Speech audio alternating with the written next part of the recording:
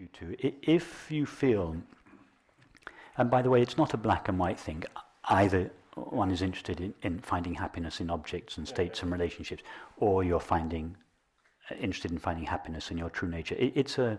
There's a scale for almost all people. For all of us here, we're all open to the possibility that happiness doesn't lie in objects. It doesn't mean to say that none of us are seeking happiness in objects anymore.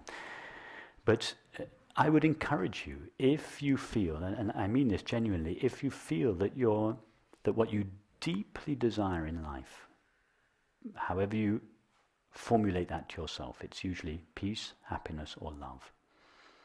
It's all the same experience, we just formulate them in different ways.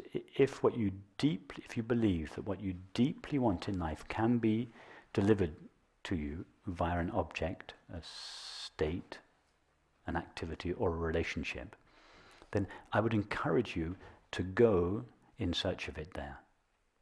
Not to believe me or anyone else, just to question. When you're doing this, to question whether you ever truly find what you want in any of those objects. I mean, I should say that this kind of fear is not the first time I've had it. I've had it many times in the past. It's just I thought I'd mention it because that meditation was a trigger. Yes, and of course you felt this fear many times in the past, and in order to avoid the discomfort of this fear, you have been motivated towards objects, activities, substances, states of mind, and relationships, but none of them have as yet alleviated this fear. So if you think that they can alleviate this fear, if you think it's just a matter of a few more activities, substances, relationships, and everything, go there. See if these objects don't just put a temporary end to your fear, because what you desire is not a temporary end to fear. You want lasting happiness.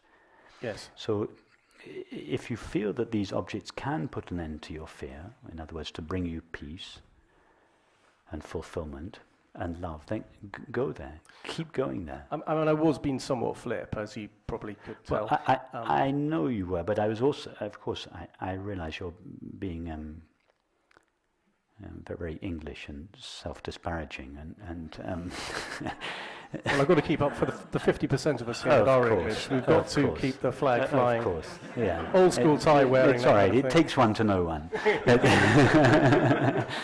So I know that you're being a little disparaging, but also I'm addressing something that is real underneath these comments. That it's very natural for all of us to have realized to a certain extent, no thing can make me happy, but there is still this impulse towards objects, towards states, towards substances, and it's very important that we don't too quickly gloss over that and say, oh, I know nothing can make me happy. No, we need to really feel for ourselves that we have explored everything that is on offer in the world fully, and so that we know for ourselves, not because anybody has told us, that we know for ourselves, no, these objects cannot bring me happiness. And that understanding, that conviction will give us the impetus to seek happiness where it truly resides.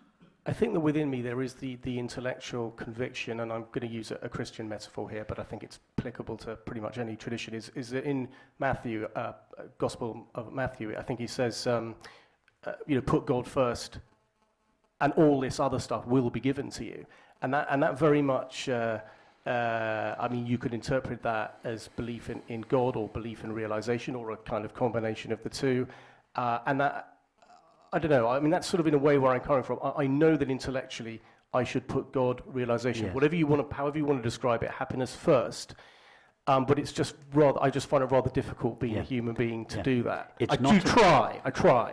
Yes, evidently, but it's not enough to know that, because just knowing that and trying to persuade your mind to put God first will not touch those deeper impulses which wants to put objects first. The deeper impulses in you will always trump your mind. Then every now and then there will be moments of regret when you'll want to put God first, but it is the impulses in you that come from your body, from your feelings, that will impel you towards objects. That is why that that the feelings in the body need to be exposed and explored. It's not enough to know I should put God first. Well, I agree. I certainly, you know, as I say, it's a scale. I mean, you know, I don't think I'm ever going to be 100% a materialist. I'm certainly not 100% a spiritual person either. I mean, I'm somewhere along that scale.